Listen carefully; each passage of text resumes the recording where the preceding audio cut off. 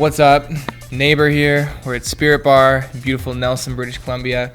One of the nicest small towns this side of the river. Any river, anyways. It's a beautiful place and one of the best dance music audiences in Western Canada, if not, the entire continent. So really stoked to throw it down tonight.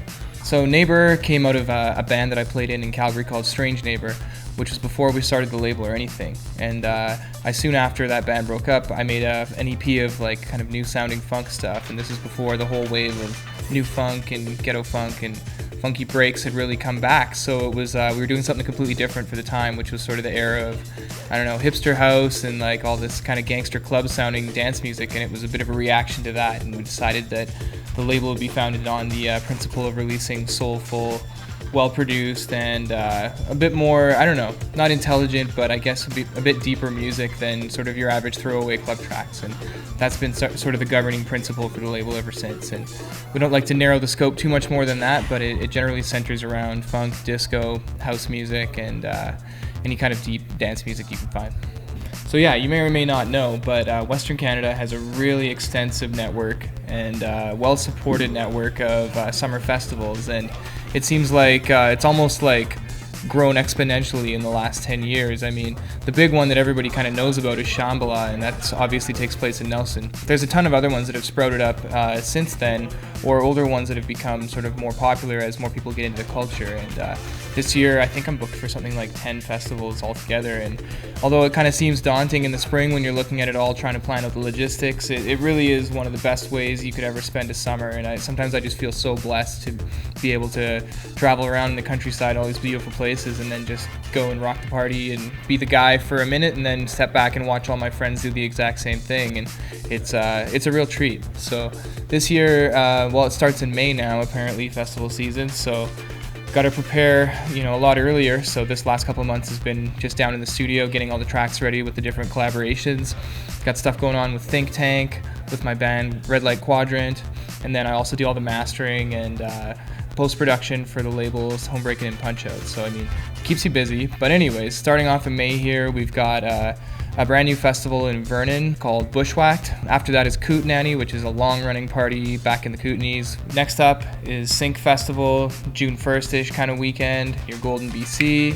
We got the Tall Tree Festival, Port Renfrew on Vancouver Island. There's the Culth Festival near Coombs, Base Coast Festival, which really doesn't need much of an introduction anymore since it's become so awesome and popular so quickly. Astral Harvest Festival, which is about 3 hours north of Edmonton. And then, of course, the inimitable Shambhala, which everybody probably should know about by now, but if you haven't, you better check it out because it's some world-class shit. A couple of really interesting projects on the go right now, one of them being the band, which is called Red Light Quadrant. It's like a red light district, but in space.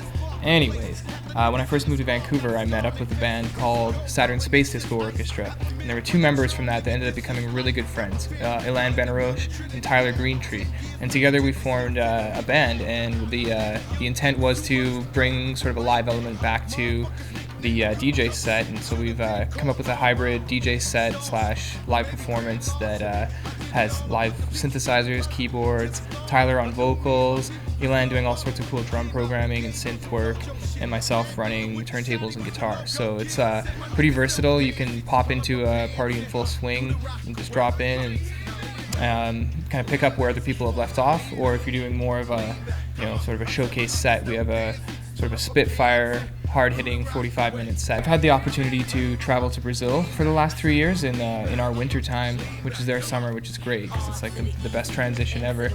Dropped into the heat. We tend to think of the music industry as sort of an east to west thing. Trends come from Europe and permeate over to North America. But there's really an exchange of ideas that's going on globally that's much bigger than that. And Brazil's a really good example because the trends that are really popping here, like dubstep and this sort of new wave of kind of bass music, it hasn't really affected the way they look at the industry there at all, and they're kind of more focused on deep house, tech house, and disco and new disco sounds. So it was really cool going down there as an artist in those genres, because it was all of a sudden you're not the odd man out, and you're kind of more in the mainstream, which was a real treat, because you're not always sort of competing with all these other sort of new hot genres or trends, and you can kind of just focus in on the music and play the venues where people are expecting that kind of music. So it was a real treat. This October I'm going back there to play a festival called Tribal Tech, which is near Curitiba, which is one of the most beautiful cities there. I mean, you can't really go wrong. It's Brazil. You're either on a beach or in a gorgeous old city. So, I mean, obviously there's still some issues to resolve there, but it's one of the most exciting places to be right now, and they've got the World Cup and the Olympics coming up, so I can't recommend it strongly enough. I think everybody should go and experience it while it's in this phase of extreme growth.